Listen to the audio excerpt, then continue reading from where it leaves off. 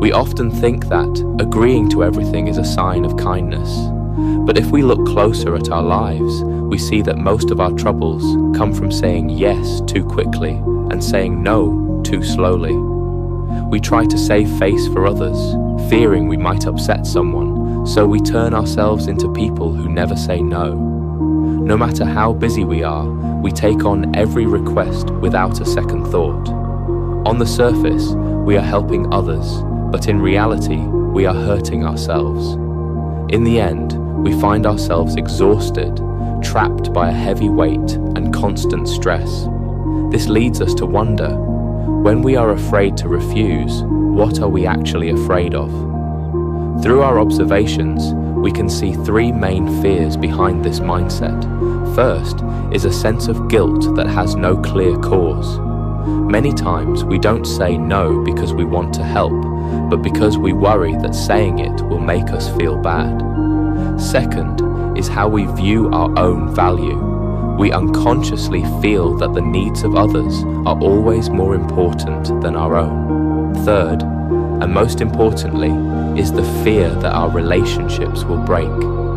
We often feel that the bond between people is very fragile, as if one conflict or one no will end everything. But the truth is quite the opposite.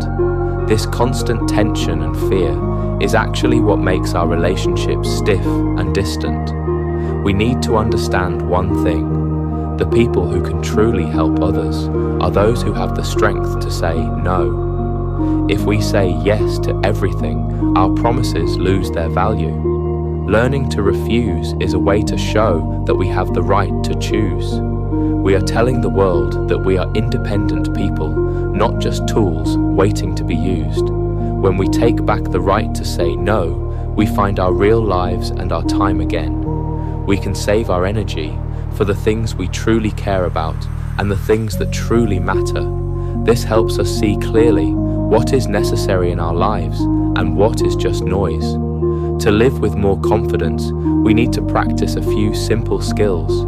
First, we practice being clear and direct. When we want to refuse, our attitude should be firm. We don't need to make up complex excuses, nor do we need to over-apologize. We only need to say kindly, "Thank you for thinking of me, but it is not convenient for me right now," or simply, "I'm sorry, I cannot help with this." Next, we should give ourselves a buffer. When we receive a request, we don't have to answer right away. We can say, "Please wait, we need to check our schedule." After some quiet thought, we usually feel more sure about our decision.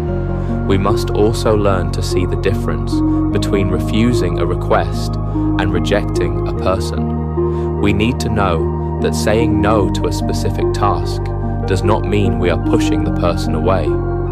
Most people can understand that everyone has the right to say no. Learning to refuse is not about becoming cold. It is about finding ourselves again. Only when we know how to set boundaries will our kindness have a limit and our efforts have real weight. By knowing how to say no, we can finally become a truly good person.